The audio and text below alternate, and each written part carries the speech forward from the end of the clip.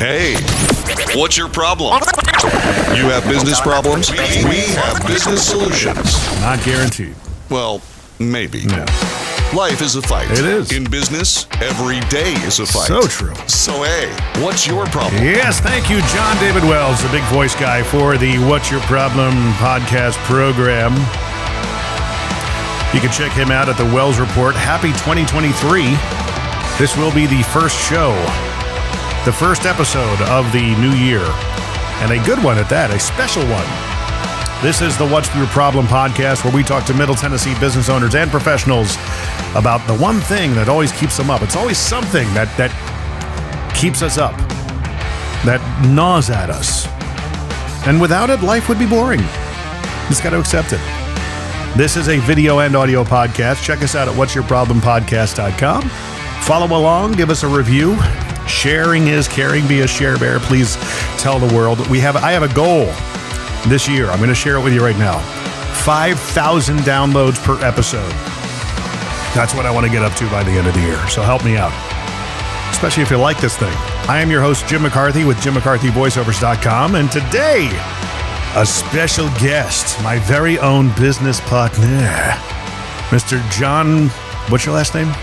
Yeah, about that. John Woerner with J Squared Systems. You're one of the J's in J Squared. Who's the other J? Which one is that? Which sure. J are you? I'm the squared J. You're the squared? Yeah. Yes, we formulated this company on a whim while at another company to invest in car washes. We were going to, do some investing and stuff like that because we have a lot of close ties in that business. And it's morphed into other things. And here we are. True. This will be a good one, I promise. But first and foremost, of course, we have something called the Random 5. And today's version of the Random 5 is going to be somewhat different. There are would you rather questions that are somewhat random. The Random 5 is brought to you by it'syourshow.co, as you see on the screen right there next to John. If you want a podcast like this, it just changed. Hit us up, it'syourshow.co, because podcasts are one of the biggest marketing machines that you can possibly be putting out into the universe because of all the micro content they can generate. All right. Are you ready, John? I believe so. Are you sure now? I doubt it. Okay. Question number 1. Would you rather the aliens that make the first contact with us be robotic or organic? Organic. Yeah. Yeah. They're probably more reasonable if they're organic. And I can punch it. You can. And they would generally probably get hurt by it. Maybe bruised, if aliens bruise. You're like, I'm sure you pack a punch. I believe I could. Yeah. I haven't tried recently. I can't see you as somebody who's been in fights all your life, but No. Yeah. Question number 2. Would you rather lose the ability to read or lose the ability to speak? Huh. Well, if I can't read, I can still learn. If I can't speak, I can still communicate. You too. But I really like the sound of my voice, especially in microphones, so I'm going to lose the ability to read. Do you like the sound of your own voice? Only in microphones. Only in microphones. I can't stand it played back. Really? Yeah. So there's no chance you'll be listening to this episode? Doubt it. Okay, well, here's an interesting question moving on from the voice aspect of it. Would you rather have a golden voice or a silver tongue? Ooh, that's a good one. I don't know what a silver tongue is. Is that where it's... A silver tongue is somebody who says things and people just believe them. Oh, okay. I don't know what a golden voice is. Maybe I'm thinking of forked tongue. That's somebody who lies a lot. Right. We know nothing about that. I've never met anyone. Never met anything like that. So I would have to say I would rather have a silver tongue than a golden voice. I would agree. And we're going to get to that because I think you already have that. So, Ooh. Would you rather be covered in fur or covered in scales? Fur? I think scales would be itchy. Yeah. Scales would be like armor-like, though. It would be Well, I don't get in a lot of impenetrable. fights. We've already established That this. is true. All right, and final question. Question number 5. Would you rather be in jail for a year or lose a year off of your life? since the end result's the same, I've lost a year. I would prefer to be in jail. You still could learn in jail. I could learn things and maybe have a silver tongue and like convince people to follow my path, whatever path I'm walking down. Start a cult. I might just do that for the fun of it for only 1 year, and then I would leave and like never talk to them again. Leave them hanging. Absolutely. Well, there you go. There's the Random 5 getting the show underway for John, who's never really been on a podcast episode. You've been on one before via the phone, though, right? Like a friend of yours. Yes, I've done a few phone-based podcasts in the past. Much different when you're on a microphone, though. It much feels more fun. So. Yes. Well, there you go. There's the Random 5. Once again, brought to you by it'syourshow.co. Check us out if you want a podcast. We can make it for you, much like this one, or as little or as much as you need us. Well, there you go. So, how are you? I'm good. So this is an interesting experience for me because I sit across the room and talk to Jim on a daily basis, a lot. And we talk about dumb things and important things and stressful things. And the concept of doing this now for the world to see feels both exciting and like I do it all the time. Right. So I'm intrigued to see how this goes today. That's all I say. It's just a conversation, like normal. Like every other day of my life. Tell me about, I know a lot about you. Wow. Of course. Known you for the past 4 years. And since I've known you, I've dubbed you in the beginning as the business decomplicator. Do you remember those days? I remember those words. Yeah, because it was, you were just able to have this, you had this knack and talent, and still have it, to just say, okay, you're really overcomplicating this. You got to simplify it. Let's break down what you're doing. And, for what we were doing at the time is what you did for us. And it was, oh, okay, now I see it. You're kind of one of those people who is a decomplicator, but also an overall 50,000 foot strategist of sorts for businesses. How did that all come together for you? And did you know it at a young age? So I am one of those weird people that will explain to you that video games made me the man I am today. Interesting. I know. So I started playing video games in the late 80s. And early on, I got into games like Lemonade Stand, where basically you start with nothing. I grew up very impoverished, and so I understood the idea of starting with nothing. And then you would create a fortune out of selling lemonade in that game. And there were other games that came out throughout the development of the computer and gaming industry that I would cling to, and they would be empire building games or strategy games. And so from a very young age, I've only ever enjoyed the concept of understanding how to gain resources, how to strategically use resources, cost benefit analysis. It became very natural for me. And so for the concept of business, I've been studying that via primarily gaming all the way through my late teens. And I found out entering the job market that I had a strong concept around the reasons why things thrive and the reasons why things fail. And I will be the first to profess that certain games can be very beneficial if they teach you habits and form concepts and strategies that benefit the life you're going to live. And so, my background is honestly gaming, which has led me to be a pretty strategic business mind. Did you feel the risk in that, though, when you were playing a game? So in a way, you invest, and this is true with any venture in life, be it a business startup, a marriage, a job you're working, you invest a season of your life into it. And so in gaming, some of these games would take me weeks or even months to fully form. And then if I did it wrong and it falls apart after 2 weeks or 5 weeks into the game, I feel like I've lost a season of time. My investment wasn't financial, it wasn't anything else, but it was a commitment level. Energy and time. Right. And so I think it does translate if you're willing to play it all the way out into kind of a microcosm of what business is. It's all the same thing. You start and you say, I'm going to invest for a year, 5 years, 10 years, the rest of my life in this. And I'm going to take risks and I'm going to take shots. And I might end up in 5 years realizing I made bad decisions and having to start over, which which we have done in our relationship, and it's a challenge. It's not easy. It isn't, but it's one of those things that you just know it was meant to. Well, just to kind of the past year for us, interestingly enough, culminated with what a lot of people could say as a big mess. Coming in this very week, as we're recording this on December 30th, and this will air, quote unquote, on the first week of January.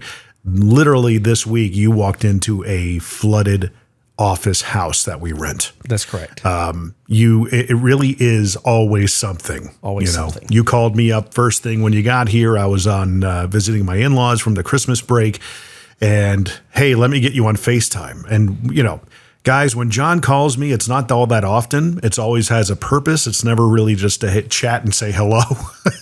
It's always, especially, hey, I need to FaceTime you. Oh my gosh. Now you know there's something going on.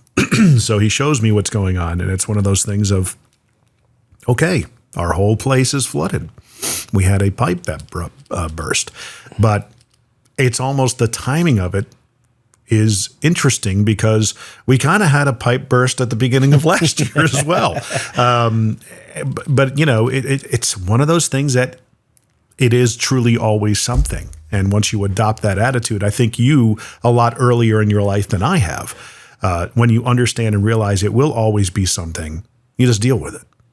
And that's kind of what we had to do earlier this year or last year rather, is to just deal with it and figure it out and take every day as it came and not get too stressed out about it. Now, 10 years ago, I would have been a mess, but I mean, I'm glad I went through what I went through to come to the conclusion that it is always something. So here we are, 2022, 23 now. Yeah, I would say to that point, one of the lessons that I have learned through all of the wrong ways, it wasn't something that came natural to me, is I can invest myself heavily emotionally in things that are out of my control. Or I can invest myself in things that are in my control. Yeah. And believe it or not, the things that are in my control are less emotionally taxing in most scenarios than things that are out of my control. And so it's important that we understand that when we are looking at situations like my house is flooded when I walk in, our office, which is in a house, and there's water pouring down all 3 levels of the house, my control is very limited in that moment. So I don't emotionally invest myself in the coulda, shoulda, wouldas. I emotionally invest myself in my next step is call Jim. Right. Jim, what do we do? Are you dressed? Yeah. Can we FaceTime? And he was dressed, which was good. We appreciate that. And now what's next? All right. I don't know where the water mains are. Let's walk together through this house and try to find some water mains. You over FaceTime, me wandering aimlessly, and we were able to find them and get them turned off and those kind of things. But ultimately, a lot of tension that exists in life are emotions driven towards things that we cannot control, and it's such a waste. Yeah, it's so exhausting. And let's just stay focused on what we can control. What's next? Yeah, the house is flooding. I'm not an expert in flooded houses, but I'll do the next step. Yeah.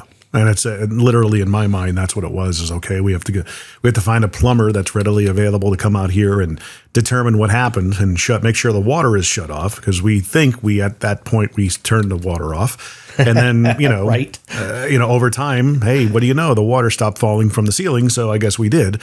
And then finally yesterday we had a plumber finally come out because apparently this happened all over Spring Hill. And beyond, where frozen pipes were just an epidemic over this past weekend. The Christmas holiday of 2022 was just, oh, wow.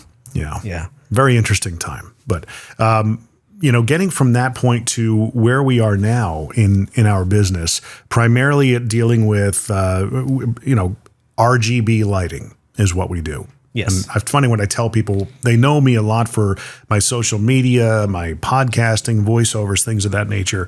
Whenever people ask me, what do I do? I go, okay, on one hand, I do this. But on the other hand, I'm also a co-owner in a lighting business, which is, for me in my marketing mind, is tough to kind of bring together. But when you have a lot of multi hustles hustlers, I guess you could say, in this day and age. You got people that do mortgages and life insurance, and there's another guy that does podcasts as well, and he kind of makes it work. Right. You've got Corey Smith down in Lewisburg, I think, or Fayetteville. I'm sorry, Corey, Fayetteville, who does lawn mowing. He's known as the lawn boy, as well as, or the yard boy. Sorry again, Corey. And he does bacon and things of that nature. So it is possible. I need to meet this guy. I like my yard being cut, and he brings you bacon. I like bacon. Does that make sense, though? I mean, it's tough for me to kind of wrap my head around that, being that I've trained in marketing all my life. And the best thing you can do is focus on something. That's your strength. Yeah, absolutely. And I would say, what I bring to the table in this business is way less an expertise of lighting. Mm-hmm. It happens to be the medium through which my art form is produced, which is running successful businesses or strategically engaging the business world. The medium doesn't matter in the world of business. I could be selling cars. I could be selling pieces of wood that are cut and decorated pretty. I don't know what it is. I could be selling yards. Ultimately, it comes down to the fundamentals that drive businesses forward are the same, regardless of medium. Now, there's going to be unique markets. There's going to be unique strategies for engaging the marketplace around you. There's going to be unique resources that you have to deal with. For example, in lighting, 95% of lighting that we work with is manufactured in China. Yeah. And so for us, there are all of the implications of when you have a global sourcing solution, shipping timelines, Chinese New Year, import tariffs, all of these things, the fact that a customer says, hey, I need this, and it might take me 6 months to develop it for them because I've got to get 4 different generations of it sent in from manufacturing groups in China. And that's complicated. That's more complicated than the simple business. But ultimately, every business has those unique challenges, but the core of running a successful business doesn't change. And so I happen to be in the lighting business. I happen to be working with a partner who is a multitasker between multiple avenues. For me, the joy is being able to apply myself for a season of life towards something and grow it into something that is new, that wasn't there before. Right. And that's one of the things that you're really great at. And I'll sing your praises. I will. I hope you don't sing. Can you just state my praises? I could state your praises. That would be better. If it's in the key of Neil Diamond, I could sing them. He has a key to himself. He does in his range. Getting back to your origin story of sorts, so everything was originating out of video games and business video games. That would not be an interesting movie. You never know. I mean, your race is still not run. Right. Moving on from that, what was your first job? What'd you do? So, well, I mean, you talk about jobs. I worked for my dad as a child. Child labor is legal if you're working for your parents. It's funny how that works. I was a wire monkey. I used to climb through ceilings and stuff, pulling wire. He was in the IT business, and so he couldn't get up there and pull wires. But safety harnesses, ladders. OSHA. Oh, what's OSHA? Just get it done. I don't think I knew what OSHA was until I was in my mid-20s. Yeah, it's a big body of water. Right. Wow. But ultimately, for me, my first real out of the house, outside the demands and expectations of my family was Chick-fil-A. Yeah. Which is funny because, here you are, you have a tremendous business base, understanding of the numbers, the financials. I would imagine that the video games even gave you a background in P&Ls and income statements and all that stuff. Here you are, you've got the foundations, the quote, the boring stuff most entrepreneurs don't want to deal with, right? Or understand. But here you are now thrust into a company that is so culture oriented. Right. So now you're about to get another education, I would imagine. Yeah. So it was intriguing. So the Chick-fil-A I worked at, it was the first freestanding unit in Tennessee. And what that means is a building that's just by itself. All the ones before that had been mall stores. They were part of a larger building.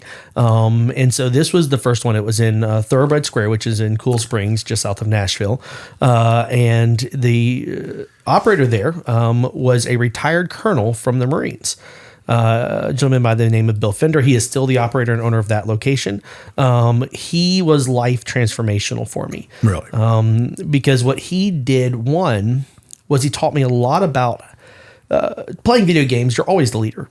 Yeah. It doesn't require any finesse or efforts to be an effective leader, because you click your mouse or you hit your button and it does what it tells you to do. Its attitude doesn't care. No. But people are not mice and buttons. People are absolutely a unique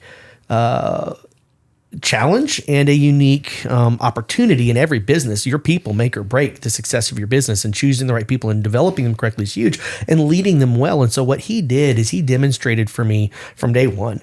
He'd be the first person in the door when he first opened the store. He'd be the last person out. When we got super busy, his job was to make sure we had cups and ice and there was enough materials for us to serve our customers and not walk away from our station. And he taught me a key concept, which is leadership is not about making other people do things. Leadership's about getting things out of the way that would hinder people from doing their job. It's about removing the obstacles. And so he would day in and day out find ways, obstacles of success in his business, and he would remove them. And it's funny, now I look back 25 years later. Wow, I'm old. Yeah. 25 years later, are. and the people I worked with in that store, I know of at least 6 of them run their own companies, are very successful companies. They learned leadership and those characteristics from a man who did great. But the other thing he did for me, and this is the bigger picture, that's huge. I'm not going to discount that at all. He gave me a chance to own a part of the business. He said, hey, John, the drive-through is really slow. And I know you've got a mind that likes to think about how to make things more efficient. So every day for lunch for 3 years, I got to pick my team. I figure out who was coming in today, and I get to pick the players. And I got to rewrite how drive-thrus worked in Chick-fil-A. Within about 6 months, we had developed the habits and formed the processes and the efficiencies. We had the fastest Chick-fil-A in the country in the drive-thru. Now, to be fair, Chick-fil-A has since learned way more than I was ever able to do in the old school drive-thru mode. But we were doing I think our record was 138 cars in 1 hour. Oh, wow. That means your time in the window is less than 30 seconds. If there's a line wrapped around the building of 15 cars, you'd be out of there in under 6 minutes. It's super, super fast, but you had to train your customers. You had to ensure the staff knew exactly what they needed and when they needed it. It was a really fun experience for me over the course of years. But what it gave me was that sense of it is fun to win. It is really, really fun to have a team around you, to work hard together, to rely on each other, and to constantly communicate with each other about could we have done it just a hair faster, a hair better. It's also fun I was literally 15 years old when he handed me those keys. Wow. When he handed me those keys, by the time I was 17 or 18, I had learned that I could actually create efficiencies that were not just cool or fun. They were the best in the country. And so I learned some things about myself because he gave me a chance to fail and he gave me a chance to try. And in that manner, we did extremely well together. Is it fair to say that the modern Chick-fil-A drive-thru experience was catalyzed by you? It is fair to say that Chick-fil-A had never intended or known that they could generate as much revenue through the drive-thru as they could. It is fair to say that when we were doing lunches of the volume where we'd have 300 orders go through over the course of a 3 or 4 hour period, there was a huge volume inside the store with 4 or 5 registers. They were doing about the same volume. And so you could have all of these people trying to handle the same, but you got to clean up their messes and you've got all these other things. I would say, now I wasn't in Chick-fil-A corporate. I have no idea what they saw or didn't see, but what we were producing was fun. And I know that Chick-fil-A began to work in all their other locations on more efficient drive-thrus because I think they learned, hey, the drive-thru can be a bigger cash cow than the inside of the store. And lo and behold, now if you look at Chick-fil-A's, the last 4 I've been to, the inside 5 or 10, 15 people. Yeah. The drive-thru 35, 40 cars long. Wow. 5 years ago, 7 years ago, the inside was slammed. There's lines and lines and lines of people, and the drive-thru would always have a few cars in it. It has been a complete transformation as they've learned that the drive-thru is really a more efficient way to run their business. That's crazy. And it's funny because you look at how they do things, creating the processes and everything, getting a culture to buy into the processes that you come up with. It's similar. I don't know if you ever watched the movie The Founder with Michael. If you snap at me a few more times, I promise I'll remember it. Yes. Yeah. Beetlejuice. Gosh, what's his name? Anyway. I have no idea. He was Ray Kroc. He played the role of Ray Kroc. And he actually took what the McDonald's brothers did. They came up with a process of, I guess, the dance of what modern McDonald's are. Right. But now here we are, you go to any McDonald's and it's just, there are no uniforms. People kind of come to work whatever they're wearing. Right. It's very loosey-goosey. You still get the same expectations with food, and the food is very consistent. But with Chick-fil-A, them and Culver's really have their stuff together. With uniforms, the kind of experience you get, all that stuff really does come into play, and it makes a huge difference. Yeah, I mean, what Chick-fil-A does, which is different than most of these other chains out there, is they're driven by the belief that the local market, the success in the local market, is really dependent upon the owner operator. Yeah. And so as a result, they give them a lot of latitude in terms of how they hire and how they train their teams, but they pick a very, very selective. I know back in the day, the number was there was over 1,000 applicants a year for operators, and they would pick 25 to 30 external to the company out of 1,000 applicants. So they'd pick the best of the best, major interview process, multiple levels of interviewing, and then they'd put them in a successful store for an extended period of time as an employee before they could ever become an operator. And the thing about it that drove them to success and drove the volume is Chick-fil-A operators make a ton of money. Yeah. There's a huge reward for building a successful business. And so when you put money out there, you attract the best talent. I mean, look at teaching as an example, and I adore all the teachers, but 100 years ago, teaching was a comparative higher paid thing, and it was attracting some of the top minds in the country. And then over the course of time, as most people attest, teaching has really lost a lot of its salary competitiveness. And what happens is your best people are challenged to stay unless they just truly love the kids. There's not much reward in that. And so a lot of people have moved into other industries where they can be more successful. And I have at least 10 friends who were teachers who have now moved into other industries because they weren't making enough with the time commitment they made to stay in the teaching gig, because smart money is you go where the money is. Yeah. And so for this scenario, one of the things that I love about Chick-fil-A is they share a lot of their money with their teams. They share a lot of money with the operators. And by that, they attract some of the best talent out there. You got to wonder, why isn't that model examined and looked at even more by other business owners, professionals, leaders out there? Yeah. Because all the top talents at Chick-fil-A. Maybe. But I mean, maybe it's pride and ego. I have no idea. So moving on from there, you spent a considerable time of your life there, right? Yeah. Yeah. I spent 7 years with Chick-fil-A in my teenage and then early college years. So that's a long time, man. Yeah. I thought 4 or 5 years at the Pope John Paul, the second Center for Healthcare where I worked, was a long time. And that was split over. That's a long phrase. It took you that long just to say the phrase. I felt badly for the receptionist. She had to answer the phone that way every single time. Thank you for calling the Pope John Paul II Center for Healthcare. May I help you? I don't know if it's like that today, but back when I worked there, that's how it was. So you get out of college. Well, you didn't graduate yet. No. Right. You actually went back later on in life and did that, right? So Chick-fil-A, where did you go from there? I was in college and transferred to a new Chick-fil-A. Wasn't run the same. I got to see a lot of the differences between a very well-oiled machine and a very poorly oiled machine in the two Chick-fil-A comparisons, because it's the same job, but different leadership styles, different engagement from the owner operator, different management that they put in place, development, totally changed the culture. Aren't they all the same now, relatively? Mm-mm. Not at all. No. So they're still independently run. One could be not as good as the next one. Absolutely. Really? Absolutely. Okay. And here's the thing. So Chick-fil-A is very, very picky. So I would say 90% of their stores you're going to have a very similar experience at, and 10% isn't. Back in the day, they had fewer stop guards in place, protections in place for the processes. And so you could get a bad operator and they could be an operator for a very long time. And Chick-fil-A didn't really have the ability to directly engage that, from my understanding. But I was in a very poorly run Chick-fil-A in college, and I learned a lot of what not to do as a leader. After learning a lot of what to do as a leader, it was very helpful for me. And then I left that. I was in college. pre-med major, changed my mind 6 times after that. So 5 years in, and I was still nowhere near graduation. So I proceeded to transition myself. That's interesting. Pre-med, I never thought about this. With the way your life ended up being so business centric. Pre-med.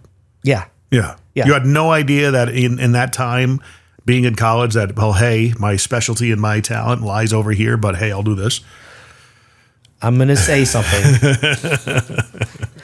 Medicine and business are very similar. Really? They're all systems. That's true. The fact of the matter is the human body is a system that you can see things through testing that are slightly off. Slightly off means the numbers are a little different. Well, business is the exact same. And so for me, studying anatomy and physiology and microbiology and learning how the systems of the body works was the same thing as what I loved about business. It was this concept of things are supposed to go in this order, and this is health. And I can begin to identify the things that sit outside of health in medicine or in business and say, okay, this is the order, this is the system, this is where it should be, and it's not there. And so as a result, we think they're totally different. But medicine and business are just, there's a system the way it should run, and the most effective is this. Now, thankfully, the human body is highly efficient, way more efficient than 95% of businesses out there. It's almost easier in that manner. But the problem is in business, you fire somebody, you hire somebody, you change a policy and you're fixed. Medicine, man, it is so much more complicated if something's wrong to bring it back into normalcy. And so medicine might be a little easier in the front end to identify. Business is a lot easier in the back end to fix than it is in the front end to identify. And so they're a little bit different, but there's a lot of similarities between the two. So from there, you went to pre-med. And Yes. then I know you at one point you got into selling Dell. I sure did. So what ended up happening is I decided college after 5 years was not my fit. And so I wanted to go get my first big boy job. So I'd had a job, I had another job. And this whole time I was coaching gymnastics. I've been a gymnastics coach for 20 plus years on the side. It's always a side gig for me. I love side gigs for the same way because they let you do some of your passions. But that being said, so I went to Dell Computers, and my first ever job as a salesman. Ah. So we spent 2-3 weeks in sales training where they taught you all about components, and they give you all these strategies for effective sales and how to talk to customers. It's all phone-based sales. I mean, I was working in a call center in Nashville and how to answer the phone and how to, assume the close and all of these things, that all these strategies, what close rate means and what's a successful close rate. If you could close 10% of your calls, man, you were one of the best in the market. All this stuff. And so I went into my first sales role at Dell, and I was there for a couple, 3 years. Wow. And I learned a lot. I bet. Yeah. I mean, it's yet rounding out another skill set that you've really kind of hammered down on. Yeah. So at Dell Computers, I learned 2 very important things about myself. One, I'm a very good salesman, and I won several national awards. I had all the little plaques on my desk, and this is, of course, my first 2 years. Promoted 4 times in 2 years to different larger divisions. I ended up doing large-scale offsite storage solutions. I was a subject matter expert for basically, if you had a server farm, how to take the entire data set and replicate it at another location. So if a flood hit one, you had all your data still. Redundancy. And obviously now, there are much larger ways to handle redundancy now than there were 15 years ago. But that was a big deal. And so I learned that I was very effective in sales, but I also learned that I don't love sales, because for me, the minute I close a deal, and I closed most of them, my close rates were 50 to 70% with Dell.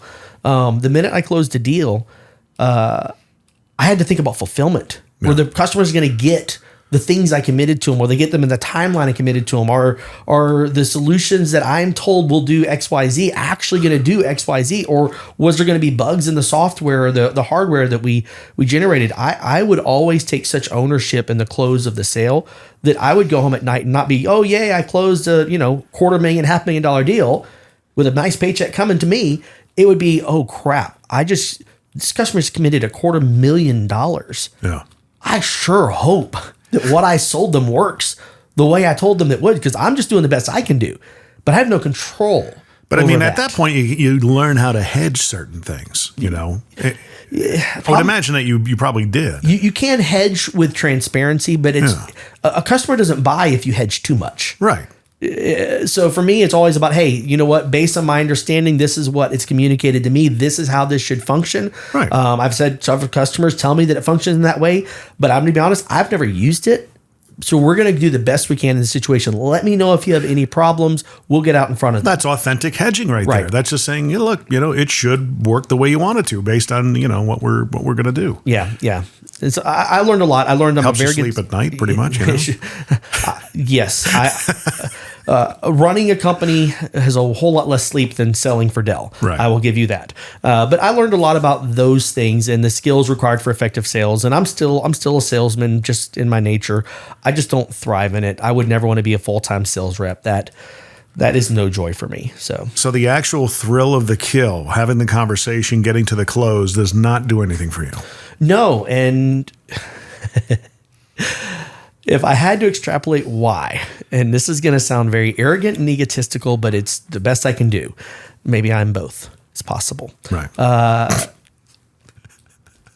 I closed so much that it lost its thrill. When 50 to 70% of my conversations ended in a sale, there was no thrill to that because it wasn't unique. It wasn't off. It was just normal. I mean, I expect to close every sale I make. Right. Every time I enter a conversation with a new customer, even in this business, if I got a new customer calling me and, hey, I'm interested in your products. All right, well, here's another close. All right, write down that number.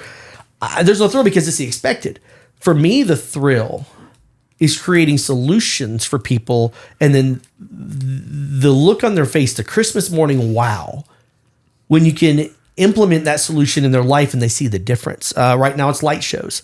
Today it's, when I can hand a customer a tablet and say, hey, look what your location can do now. Right. And they have that Christmas morning look of, oh, this is amazing. I love that to me is so exciting because what it really is the fulfillment is completed. Yeah. I am no longer carrying the weight of fulfillment. I can relieve myself of that weight. And boy, that feels so good to me. And right now you're pretty much, us collectively, but mainly you are in charge of designing how that is fulfilled. Mm-hmm. And, there's a lot more confidence that will come from that when you actually close these deals, when all of us get involved and we have teams that are doing it. Yeah. So that's almost like a self-fulfilling prophecy in a way, Well, I tell you what, all of the roads of my life, and this is true with almost everybody, have led me to where I'm at. True. Some of them have been very challenging. Some of them have been very great, but I don't regret any of the roads I've taken because I learned something. Yeah. I learned some things. I saw and witnessed and observed what I do or don't want to be as a business leader, as a family man, as a man. And so for me, it's been a lifetime of learning, which I don't think I could do what I'm doing today had I picked this up 15 years ago because I had more life to live to get here. Right. So Dell Computer goes to AT&T at that point, right? With a small interlude. Selling trucks. I was selling maps. Maps? Like paper Rand McNally maps? Well, yes, but not Rand McNally. But yes, the exact same thing. Okay. My dad ended up in partnership with a company that manufactured, printed, I guess, maps. Mm-hmm. Manufactured, I don't know what the proper term for that is. All over the country, mainly the Southeast region, though, is what we serviced. And basically in his partnership, he had a crew of 14 trucks that would go gas station to gas station to gas station and refill these maps. Oh. And then they would help the store owner agree to the number of maps they put in because obviously we're selling to them, but they needed to know they had enough maps, but they didn't ever spend too much money. And so it was a whole lot of this negotiation. At Dell, I wasn't allowed to negotiate. Here's the price. Yeah. In the map world, for the 8 months I was there, it was always about, let's just say the cultures of the people that own the gas stations were very barter based. Yeah. Cautiously as I can say that. I get it. And as a result, I learned a lot about bartering. No, you need 3 more of these because these are really hot right now. That kind of stuff. And we'd go back and forth. And, I got a couple free hot dogs. I saved a guy one time from getting robbed because I speak Spanish. And there were guys talking about how they're about to rob a store. And I responded to them in Spanish as I walked out the door and they all ran. That was pretty fun. Oh, really? Yeah, that really did happen. 100%. Yeah. They also wanted to rob my map truck too. And when I started communicating with them, they got a little like, he knows it's coming. He can call the cops or whatever. I don't know why they ran, but they ran. Yeah. And guys, they're maps for crying out loud. I mean, when was this? 2007, 2008. Okay, just before everybody had a map on their phone. Oh yeah, it was before the iPhone had really developed into the GPS enabled concept that it is today. The original iPhone had just launched. It wasn't even really data driven yet. It was Wi-Fi, if anything. So yes, the world was still with maps, and then I transitioned. Right. How long did you do that? Maybe 8 months. Okay, that's a pretty considerable time. Yeah, I mean, it was enough time for me to figure it out, and realize I didn't want to be driving a truck from gas station to gas station for the rest of my life. It was fun for the first few weeks, and then it just became challenging. But I learned some bartering skills. I also I learned a lot about communicating with different cultures, which, lo and behold, here I am today communicating with China pretty much every night of the week. Right. It was a good learning experience for me, and I transitioned from that into the primary job of my business development, which was AT&T. Right. I spent 9 years with that company, and that was a lot. It was first retail sales, same as before, excellent salesman, won all the awards, top 5 in the state most of the time, top 10% of the country all the time, made really good money, especially early in the iPhone years. Cause boy, I could position iPhones in ways that, made me a bunch of money. Right. They used to pay really well on that. And then they would figure out how much they're paying me. And they're like, I wouldn't want to pay as well anymore. So that was really good for a while. Amazing how that happens. It's so funny how that happens a lot. In large businesses, they struggle to maintain their best. And so I got promoted multiple times, ended up all over the country. I did a stint in Florida, a stint in Knoxville, Tennessee, a stint in Jackson, Tennessee, came back to Nashville. And then I spent the last 3 years in a global job where I traveled globally, obviously, in a middle level management role. And that was the one that set my path different. That role specifically allowed for me to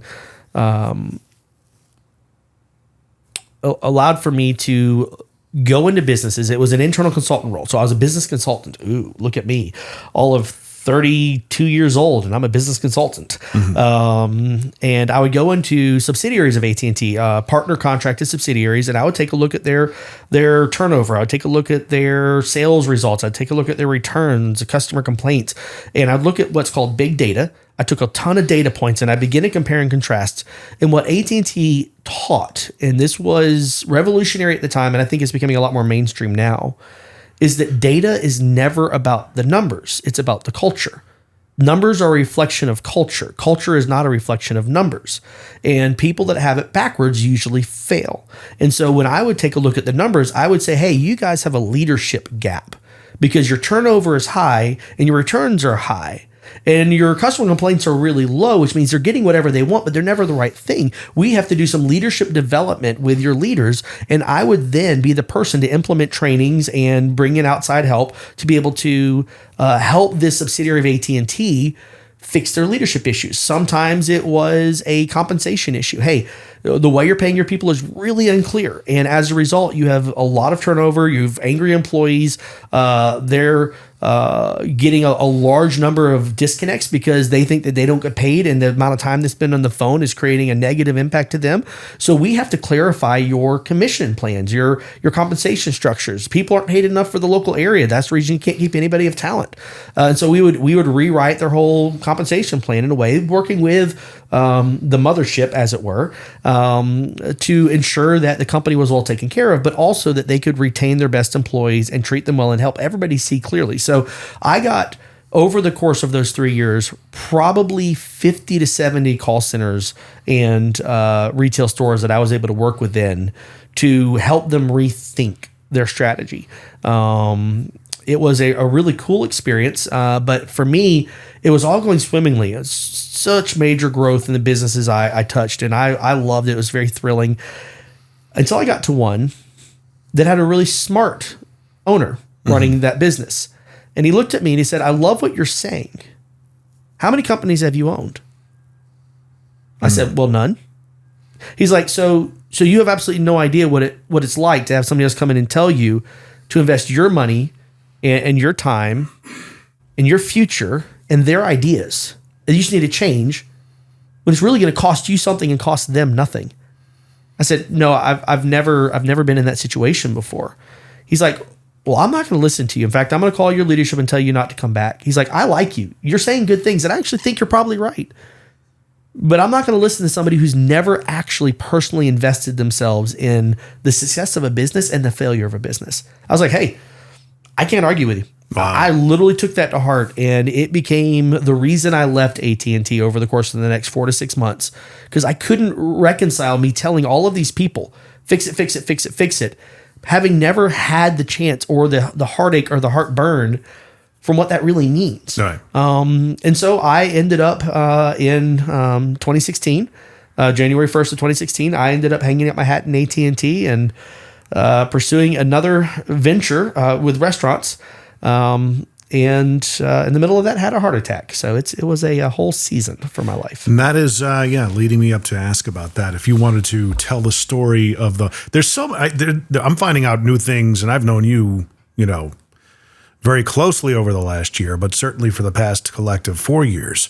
A lot of this is news to me. You don't exactly, go around telling everybody your story for 45 minutes, but well, you don't put a microphone in my face. That is true. So that's the difference. I think ultimately you and I have talked about this in the past. So I think that needs to change. I know. You're one of these people that the world needs to hear more from. Your heart attack story. My heart attack. Your heart attack story. Yes. Yeah. Yes. Old man brain. It's okay. You blame it on Hillary. I sure do. It is all Hillary's fault. Maybe not. But I'm going to blame her either way. Sure.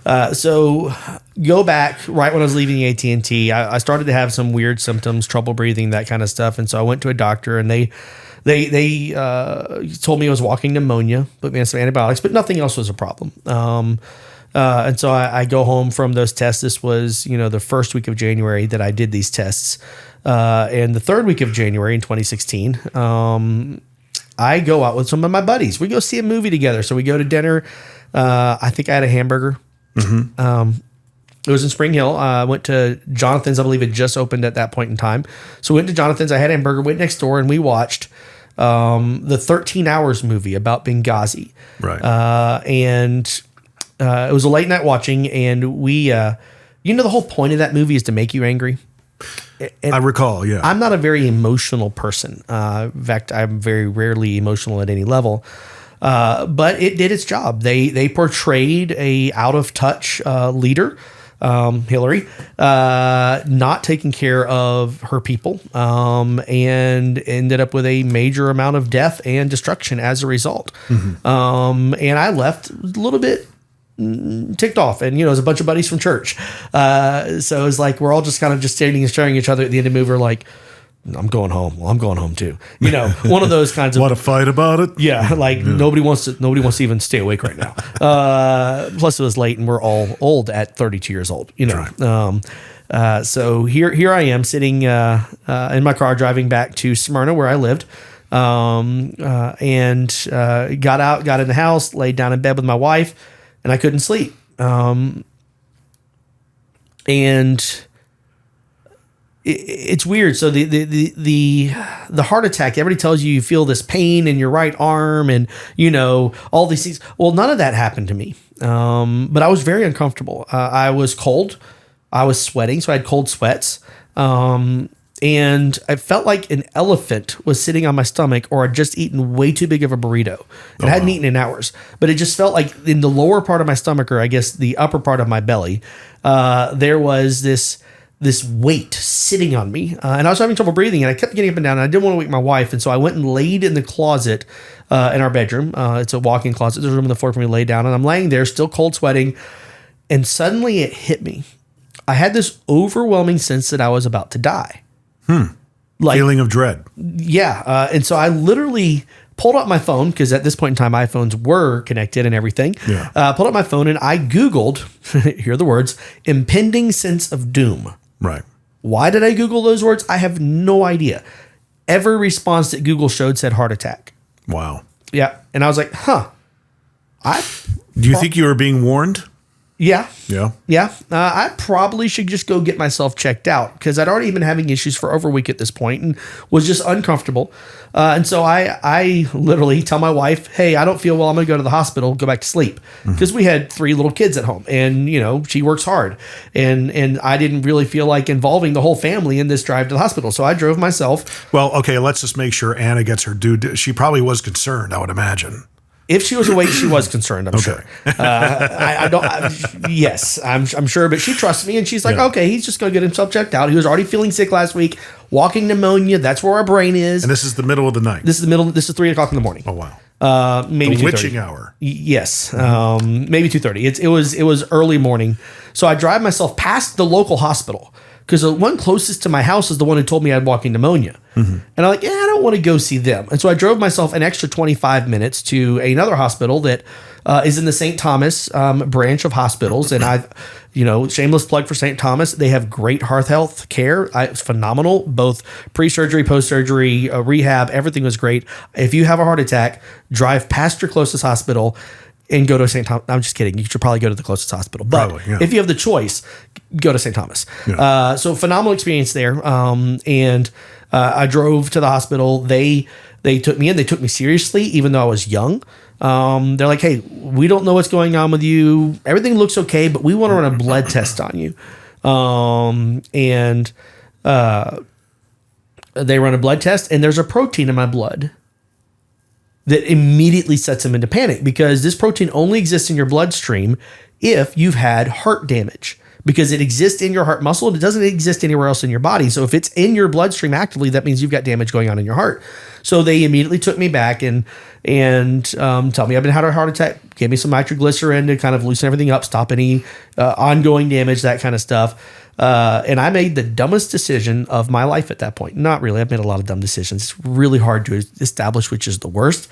But I posted the fact that I had a heart attack to a group of people without ever telling my wife. Oh, wow. So she wakes up to a message from me to the group telling them I had a heart attack and like 3,800 phone calls and text messages from these people. What's going on? What's going on? And I tell you, when she walked in that hotel room, I've never seen such a look of fear and anger on one face. It's like literally like the old Batman villain, the Two-Face guy, where this half of the face was pure dread and the other half of the face was pure just fury at me for why didn't you tell me first? Another word of advice, shameless plug. If you're having a heart attack, tell your spouse before anybody else. The doctor can know first. Yeah. Your spouse needs to know second. Next of kin. Yeah. Then no, spouse. If you're married, spouse second. Right. If you're not married, then next of kin works. Definitely good word of advice here. Thank you. I keep using shameless plugs. It's not shameless plugs. It's word of advice. Yeah, it's word of advice. Yeah, thank you. I'm bad at words. WOAs. We'll call them that. Woes. Whoa. Ooh. Wow. Ooh. Yeah. So we end up getting a heart cath. They want to take a look at everything. They find out that I am 70 to 90% blocked in 5 of my arteries around my heart. They moved me to an emergency quintuple bypass heart surgery over the weekend. And thankfully I lived. Now, the heart surgery itself is a whole series of stories. I will tell you this. They need to rewrite one of their policies. The way it's required right now is right before you go into heart surgery, they make you watch a 20-minute video. And they tell you they're going to stop your heart for 7 hours. Huh. Okay. You're already freaking out. Yeah. And they make you watch a video. Is that in the video? Yeah. Okay. It's in the video. They're going to stop your heart for 7 hours. And you're like... Is it at least a well-produced video? No. No? But you say, what? Yeah. Like, nobody told me this beforehand. Like, you couldn't have waited until after the surgery to say, hey, this is what we did during your surgery. No, before you go in, right before, your wife's already panicking, you're already panicking, they make you watch this video that says, hey, you're going to be dead for 7 hours. Congratulations. Was the character at least animated, like a little animated heart going, "Hey man"? No, it was more like words on a screen with like patients like dead in bed, like laying there, like 6 of them sprawled across the room, just like they look deceased. I don't know if they're just mummies or what. It wasn't a great video for that. Was there at least spoken word reading the words? Or do you have to actually physically read the words? No, they literally would. The little lady announcer would be like, and then it would like write the words and then on the screen. Right. We will, and like it would literally like it was like she was doing a sing along with a little bouncing bubble. So was the style of the voiceover literally like, hey, how's it going? You're going to be dead for the next 7 hours, and not to worry, we're going to be taking care of you. Is it like that, or no? You're going to be not doing so well. Yeah, it was very staccato and very like evenly spaced out words like this. Clinical. Like she was almost the Google voice trying to speak to you. It was rough. It was rough. So anyway, so here my wife and I are panicking. Yeah. Like, say what? And I'm getting wheeled down the road. And my wife's like, "You're stopping is hard." Like, seriously, I get it. They have to because a beating heart is pulsating. Yeah. And they're trying to cut. I mean, are they like riding like it doesn't work. I get it. Right.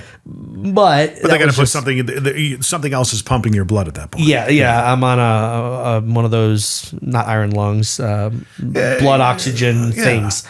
And so yes, that was what they did for me, and they ended up doing a fine job going into surgery. Embarrassing story alert. Here I am laying in a bed, and these 2 ladies come in, and they explain to me, "Sir, we're going to shave you now." Mm-hmm. And so I open up my gown in the front where they can get access to my chest. Like, "Oh no, you don't understand. You can't have any hair below your head. Your entire body's got to be shaved. Any hair, any hair. Oh my gosh, the whole thing. So we're gonna go ahead and shave you." So what? So here they go. They rip off all my clothes. I'm laying there, all glory to God, and here they are picking up legs. Spreading cheeks, grabbing everything, just, buzzsawing it down to nothing. Oh my gosh. Then they put me to sleep 2 minutes later. Was that a prank?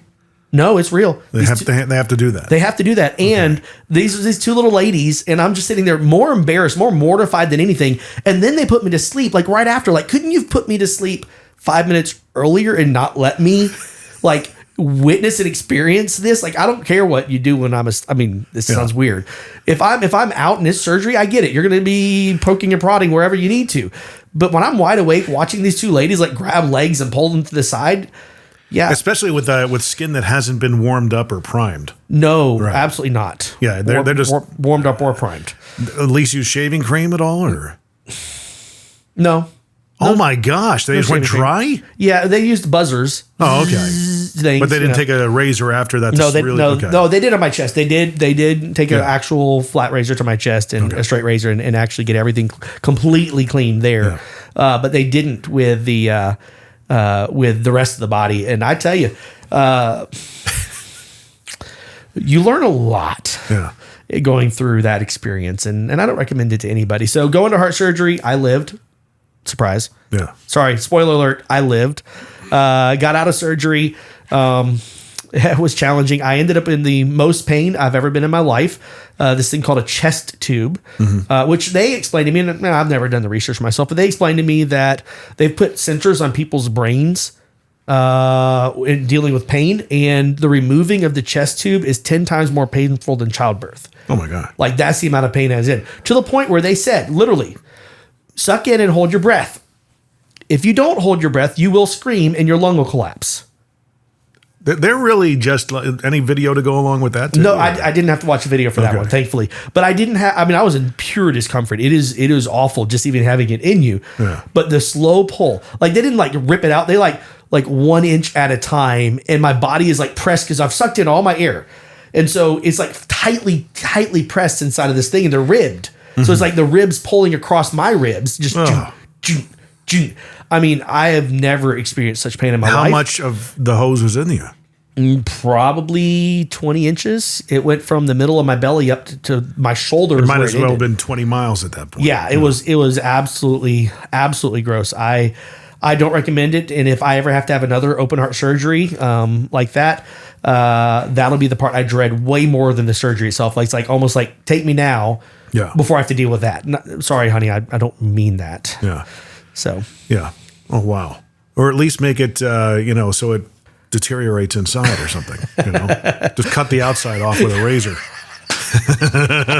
I like the way you think. You want to invent one of those? Yeah, we could. Let's see if we can start inventing that. So, cardboard straws for chest tubes. Got it. An event like that really has to reshape the way you think about life, the way you view things, your perspective.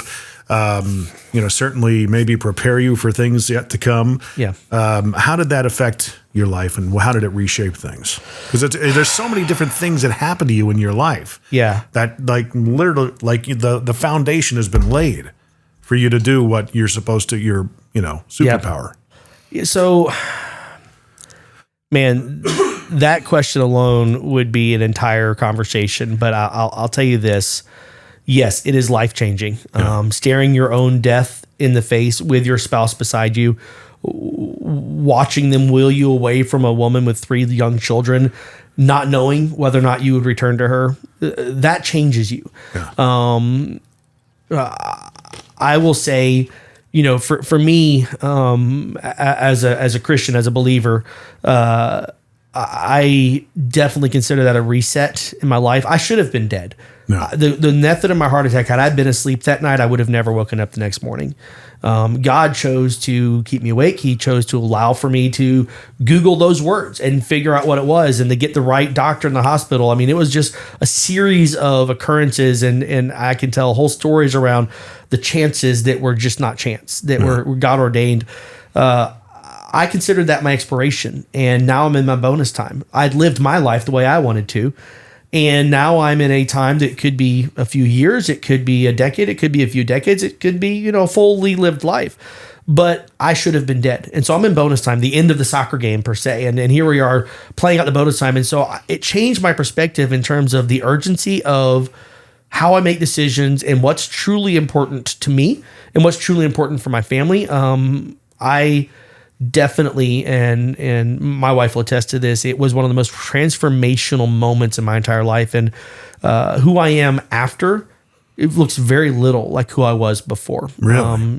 Very different person. And quite honestly, my approach to life and my approach to my faith has been altered drastically. And I would say to the better, obviously, or, I wouldn't be here saying what I'm saying, but definitely a major shift in my temperament, my personality, my treatment of my family, my treatment of my wife, my understanding of what I value, my urgency to accomplish things in terms of things that really matter, not wasting as much time with things that don't. That's been a major shift in my life. And so, yes, it was a reset for me, a pure, hard reset. And I think God had a lot to teach me, and I think he did. So from there, you're still in the restaurant business, right? At that point. This is kind of getting up to the point where I first met you. Yeah. Where you were sitting in my seat at the Starbucks, and I was like, "Who the heck is this guy?"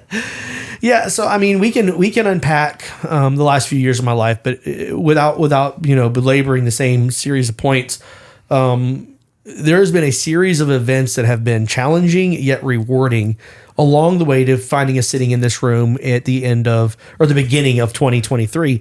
And God has really opened a lot of opportunities for me. I got into the lighting industry. I learned a lot about building teams with the restaurants. I learned a lot about giving it a go on my own, not because what's better for the heart than owning your own business, right? Know? Well, what's better for the heart than eating at a restaurant every day, right? So there's that, But it's tomato sauce, so I mean, it's right. It's supposed to be. It's a good bread and cheese and tomato sauce, right? Not unhealthy at all. It has artichokes sometimes, Okay.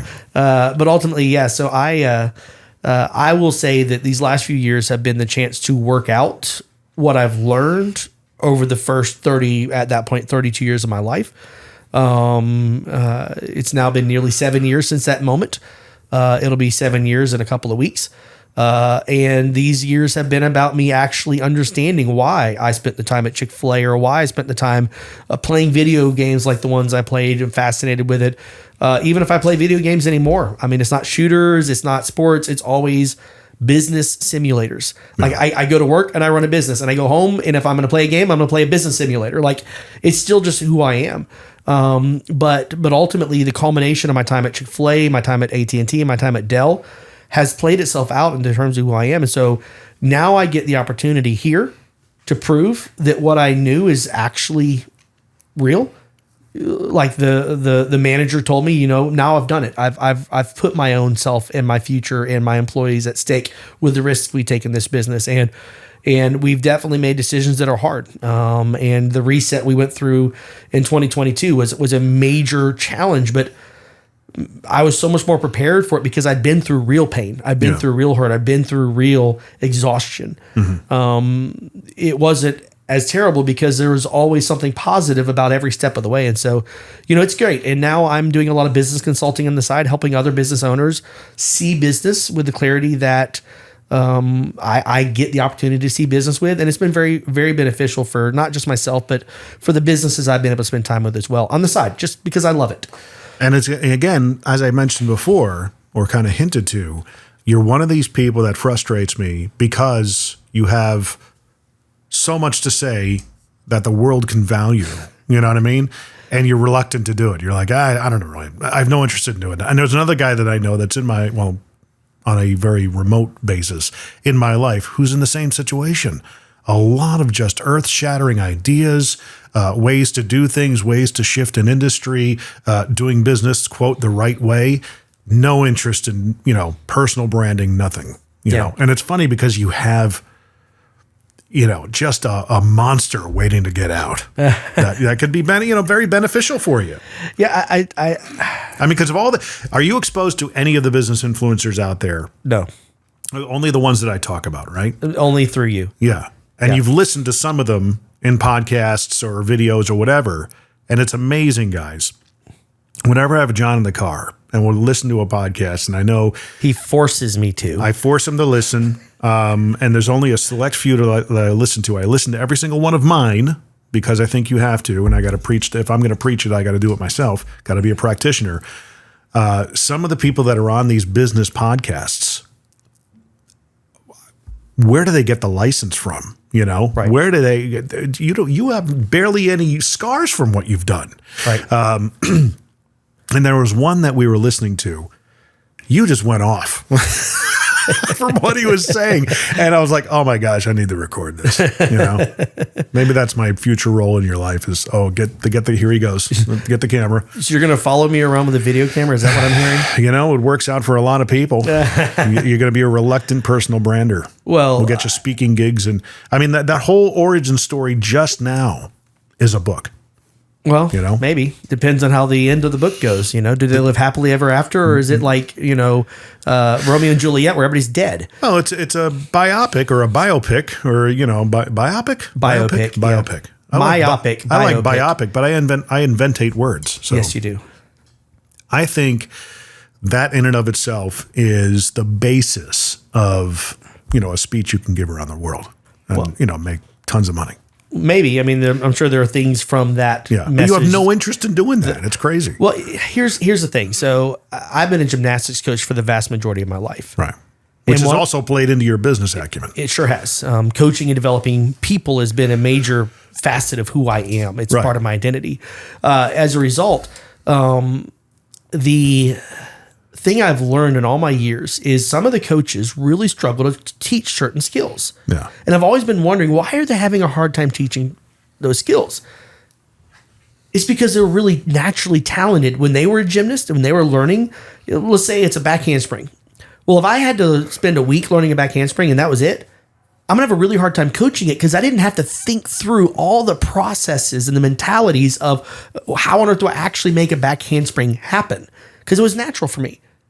The hardest things to coach are the things that you're most natural at because you didn't fight for it. Yeah. For me, business strategy is hard for me to fathom coaching because it's just part of myself. I learned it as a small child. It's been part of my life ever since. And so for Jim to come and say, hey, well, let's do a business strategy podcast. Let's start being an influencer. Wait. Is that how I sound? Really? I'm sorry. Should I lower my voice You now? should, constantly, whenever you're referring to my voice, it should always sound like this. Okay, my bad. then there's Jim who says that. Oh, sorry. At least you're not going, well, Jim is doing this. You know. Yeah, and that's the thing I've also found in a lot of businesses I've done consulting with is the people who are naturally talented at things are really bad at counseling other people in them because they didn't have to fight for it. It was just easy for them. And so you come at me and you ask me to be an influencer for business development and strategy. And I'm like, well, what do I teach? Like, where do I start? Until you give me a bad principle. Right. When I hear a business influencer providing a really wrong principle, it makes me livid because now they're influencing a lot of companies in a direction that's going to hurt their employees. Because see, here's the thing. The reason I do business consulting is not to make big, rich companies. It's because if the quality of the business is better and the culture is better, the employees are going to have better lives. They're going to go home and they're going to treat their family better. They're going to go home and have some areas of margin in their life because their business isn't taking everything out of them. Well-run businesses have happy and better employees. Here I go. I'm getting out of my little rant. He's over here smiling. We improve companies not for the sake of making more money, because more money doesn't make anybody happy. We improve companies because then when the business is thriving and the employees are happy, guess how the owners feel? Yeah. The owners feel like they're making a difference in people's lives. They feel happy to be there. They encourage and enjoy the support of a team that loves their job. Vice versa. If you're only about money and your growth of your business is all about how to make the next dollar, and it's not about the people that are working for your business, and you're not focused on improving because we've already got it. Hey, we've already made it. There's nothing to improve. And there are people going home stressed and worn out and tired and unhappy, and they wake up in the morning. The first thought is, oh crap, I've got to go back in today. It's not Saturday. Why do I have to do this again? Right. Yeah. You are going to hate your business. You're going to hate your culture, and you're going to be very unhappy as a business leader. And the result is the people's families are going to be the ones that suffer. Yeah. You might suffer in your mind. Their families are hurting because they're coming home hurt every day. And so for me, my business consulting, when I hear business minded people, influencers, teach things that are wrong about culture or growing businesses, it makes me like go off. So the way to get me to be a business influencer is put me in front of a room full of people that have wrong ideas. Yeah. And we'll spend 2 hours critiquing and analyzing why on earth would you ever run your business in that way, because it's ineffective. It is inefficient, and it's only going to lead to your stress and your demise as well as your company's demise. And why do you think people listen to them though? I mean, is it because of their perceived success? I mean, the one truly authentic influencer that comes to mind who is very culture-based and one of the most preeminent guys out there speaking on this is Gary Vaynerchuk. You've heard him before. Right.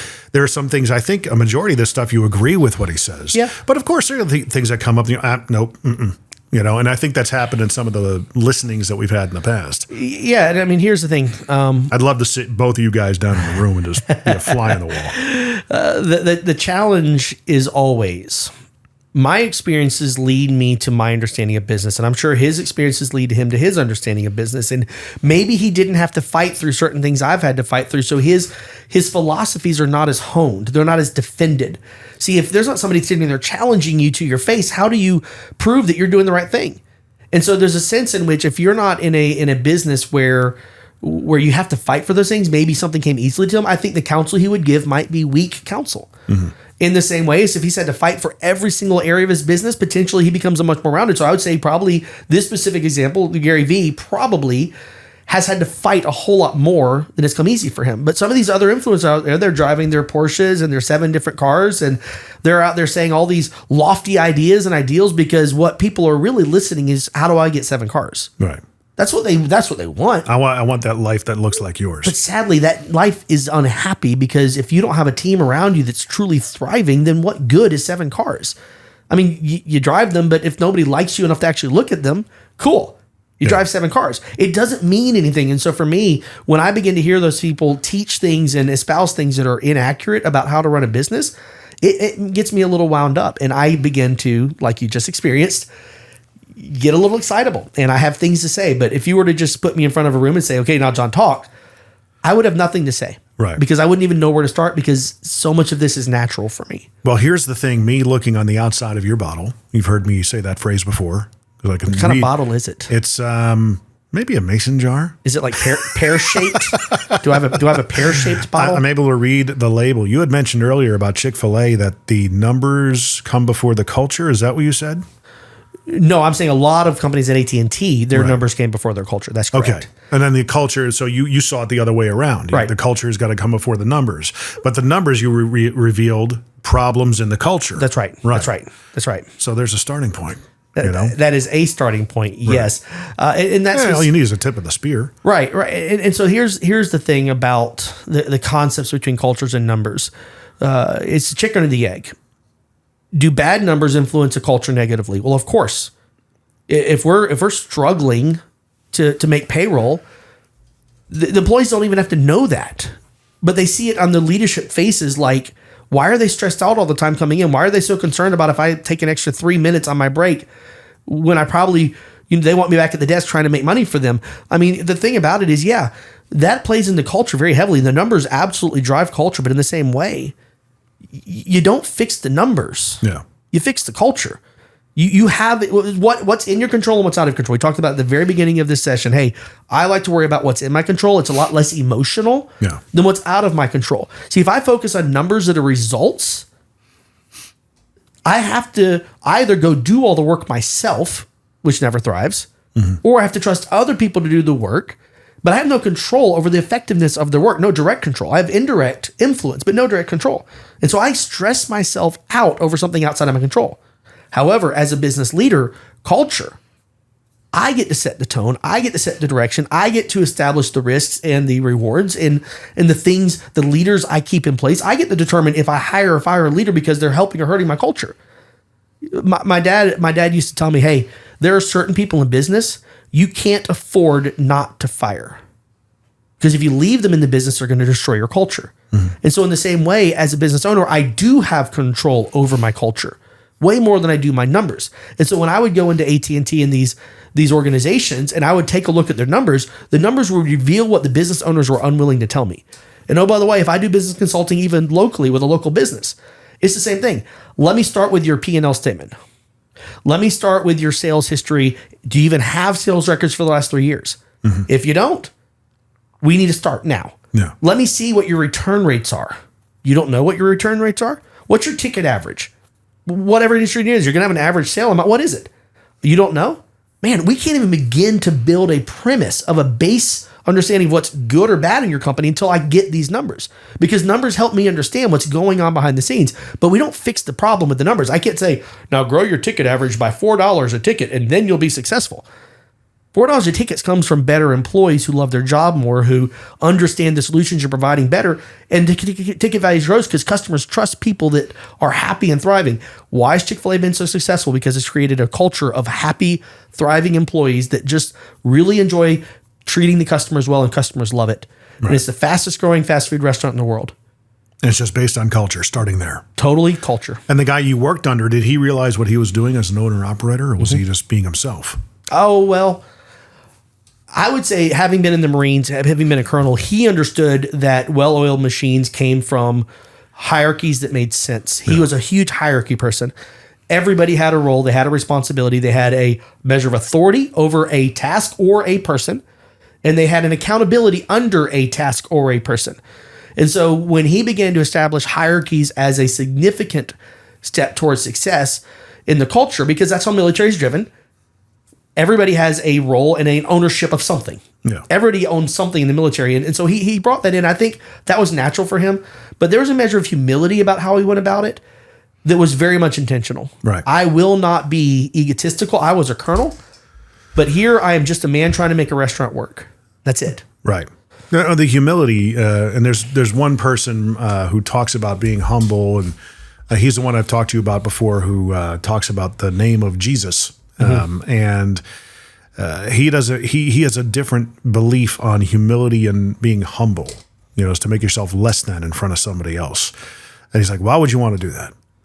And and he had the biggest challenge the first time I had him on the podcast was he says, I really don't know how to build a culture.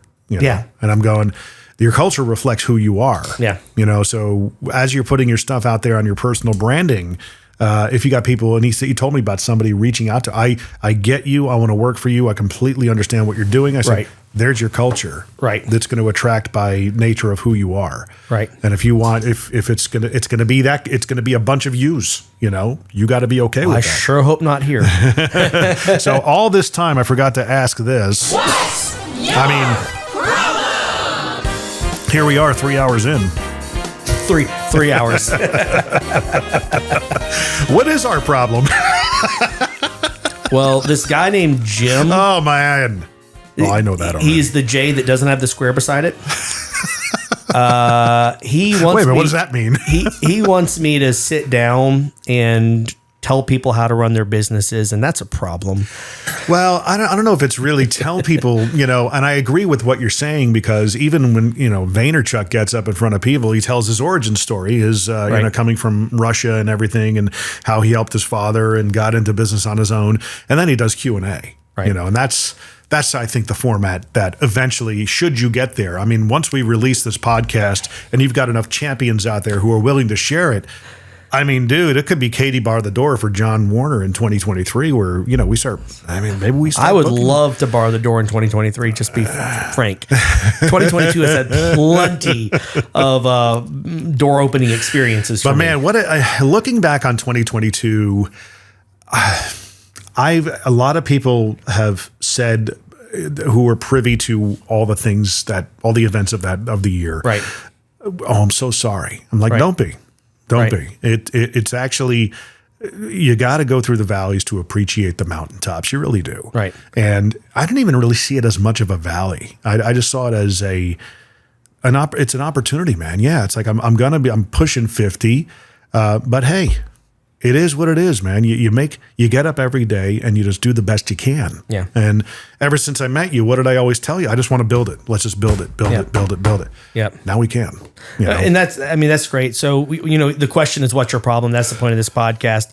Yeah. I would say that the biggest challenge in my perspective this year, I'll put it this way. You go to a business owner and you say, hey, in order to be more efficient and to generate more revenue and to have more ROI, you need to put about 10 grand into your infrastructure. You need some new tools, some new equipment, those kind of things in order to make it happen. And he looks at you and he says, I don't have that kind of money ever. Right. What do I do? And that's been this year in personnel for us. Mm-hmm. It's been, hey, you know what? We could really solidify and create a better foundation to our business if only we made these changes to personnel and brought somebody on that fit this role and was able to take this person out of this position and put them into that position. And then we look at each other and we say, but there's no employees applying. Yeah. We don't have the opportunity to stop and fix the problems. And so we are going to continue to perpetuate the same results because we can't fix the issues.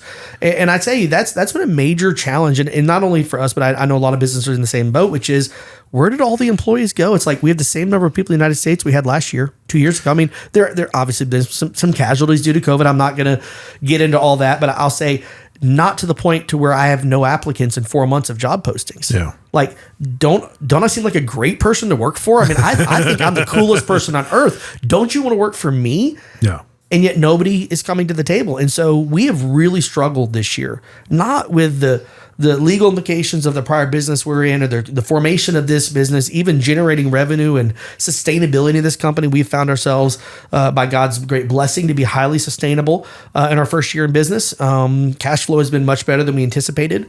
However, people. Yeah.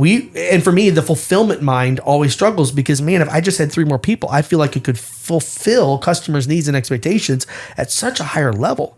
And so for me, what's your problem, I'm sure, is the real challenge is we are resource poor. Yeah. Not with money, not with materials, not with opportunity. There's human resources. Yeah. Humans. And that's been a real challenge for us. And I think it'll be a challenge. I think it's a short-sighted challenge. I don't think it's going to last much longer as things kind of progress. I also believe that there's been an entrepreneurial bent that's been developed in a lot of people over the past 2 to 3 years. Yeah. And something I champion all the time. Hey, believe in yourself. This is something you always want to do. You got one life, go ahead and do it. I think that has a large part to play in it. Well, there's that. And to be fair, money value has changed so rapidly. Like the value of a dollar has changed so rapidly, and not in a good way. And certain businesses have kept up with it and other ones haven't, but it's created a big divide. I'll give you an example. I was talking to an electrician recently, a friend of mine, not interested to come to work for me. I've already tried. Right. And I was saying, hey, so you're kicking out on your own now. He's like, of course I am. I was like, well, why is that? Well, he works for a major electrical company nearby, and they pay him $28 an hour. Mm-hmm. They're billing him out now at $95 an hour. Right. And he said that divide is just too big. He's like, if I can make $70 an hour, I have a license on my own, I will almost triple my income doing the same thing I've always done. And right now, I know of 30 people who can't even get on an electrician's list to come out and look at their stuff because everybody's so backed up. Yeah. And so there's a sense now that the billing and pay rates haven't collided closely enough. Right. Billing has gone through the roof. Pay rates haven't changed. That what's happened is a lot of people have set out and left their businesses, their safe jobs with a paycheck to go out and try the venture on their own, tripling their income. Right. And I think that'll work until one of them breaks a finger or breaks a leg, and now they can't work for 6 weeks, and there's no coverage. There's no medical insurance. They didn't get that whenever they're on their own. And that's the thing that I struggle with all of these people kicking out on their own. If they don't have a good plan for being successful as an independent contractor, they're going to really hurt if anything goes wrong. Or if the economy becomes more of a wartime economy. Right, absolutely. Well, they'll always have a job to go to. I don't know about that particular thing. You know, they'll be able to go get a job. But if you have a sick spouse and you've got to take care of them for 6 weeks because they're truly sick, where's your money coming from? Yeah. And that's the challenge. And there are answers for entrepreneurs, for sole proprietors to be able to go out and find those solutions and have those plans in place. But most of these guys are technicians. They're not business people. Right. And so I really hurt for what might happen in our economy over the next year or two. I get it from the sake of wanting to kick out on your own and leave the big job that's paying you too little to go out and make triple the income doing it on your own. But you got to have a smart plan about that. And I think that that's something that we will begin to find those people who have made that effort lost. Yeah. And now they're looking for something to get back into. And I think we might be able to get some short-term responses from that. When you have to rely on yourself, you really find out quickly who you are. Yeah. Yeah. And your limitations. Yeah. And it's one of those things that I knew my limitations in 2016 going out on my own, something I always knew that I had to do, and I'm glad I did. But I knew my limitations with doing what I did was, voiceover, the audio production, the video production, that can be scaled. Right. The voiceover side, it's just me, unless I got people, I'm constantly in a booth all day cranking out stuff and we're doing that kind of a thing. But I always knew that there were limitations there. I'm really good at emulating your voice. Yeah. Yeah. You heard it earlier. Yeah. You totally did. I totally did. Yeah. I could be you 2.0. Possibly. I don't know if you want to be me, but So how do people I'm going to dare to ask, how do people find and follow you? I know you're very active on Facebook, and I believe maybe MySpace. I think you're, are you still using MySpace? Only for stalking people. Okay. Yeah. But mostly Facebook. You're not really doing that. You have a LinkedIn page, but when was the last time it was updated? I don't believe it was updated. I think somebody logged into it and updated it when I left my last company. Was that you, Jim? Did you update it recently? I don't think so. I've never been into your LinkedIn. I have no idea. No. See, here's the thing. You don't have an Instagram, right? Mm-mm. No Twitter? Nope. Oh, my gosh. No, I truly, I prefer to be a hermit. Right. Well, if you want to get John's attention, you know exactly where to go. Facebook. There's this house that's full of water here in Thompson Station, Tennessee. Look for the one with the stench of mildew and mold coming out of it. That's us. Talk about, again, like I mentioned at the beginning of the podcast, this instance of this house being flooded, it's always something, right? Always something. We also knew going into it, well, this is going to take a while because everybody, not only are the trades backed up in general, during normal times, but here's this exception where everybody needed a plumber. Yeah. And now everybody's going to need a remodeler or remediation company. Yeah. Guys, we're on waiting lists. Yeah. So if your kid is going to college, have them rethink the trades. The trades are really going to be huge in the next 20 years. Yeah. And there's a thing is that crystal ball moment. Yeah. Let me see 10 years in the future. I'm watching this next generation. I know every generation says this about next generation. They're always wrong. But they're really good at design. They're really good at systems like computers and programming. Things like Minecraft has changed a whole generation about, they love the concept of building things and creating things if it's done in a digital space. Right. But you put them outside and tell them go do physical labor. And the vast majority of this next generation, they grew up with programming and design. So right now, the big trades, the big money makers are, if you could be a programmer or designer, man, you're going to make a ton of money. But I think in the next 10 to 15 years, it's going to be a rapid transition away from that. Back to physical labor. Not one of them knows how to change a light bulb. Wow. Not one of them knows how to hang a fan in the room. Not one of them knows how to fix a refrigerator if it breaks. Yeah. We'll go buy a new one. Yeah. So I think we're going to see the revenue move, because obviously what's in highest demand gets the highest pay. That's typically the truth. And the revenue is going to move from a high demand for programmers because there's just not enough out there. When my kid grows up, he'll know how to program in 4 or 5 languages. And he's just one of thousands that are of the same story. He learned how to program in Minecraft, all if-then statements, all text-based, written out programs that he was able to create. And so ultimately it comes down to the sense of, I think the trades will be the biggest growth industry for financial success in the next 10 to 15 years. I agree. I think that a lot of people are blind to that. They think college education is the right answer. They think go get a degree in design and programming, go get a degree in engineering.